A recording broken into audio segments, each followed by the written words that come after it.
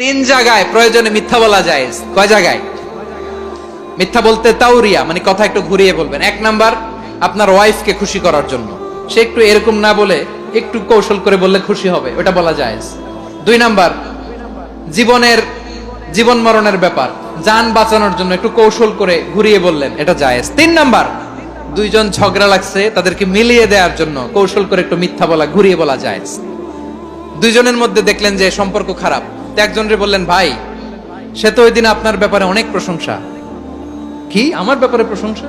তার সাথে তো আমার মারাত্মক সম্পর্ক। কি বললো? এই বললো আপনি নাকি এই করছেন ওই করছেন, অনেক প্রশংসা। লোকটার মন খুশি হয়ে যাবে তার ব্যাপারে, ঠিক কিনা? আবার তার সাথে যার ঝগড়া, ওরে যে বলুন, ভাই ওই দিন তো সে আপনার অনেক অ্যাপ্রিসিয়েশন করলো, অনেক।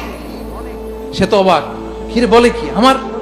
এই যে দুইজনের ব্যাপারে দুইজনের একটু ভালো ভালো কথা বলে দিচ্ছেন, একদিন দেখবেন রাস্তা দিয়ে হাঁটার সময় একে অপরকে সালাম দিয়ে ফেলছে। সালাম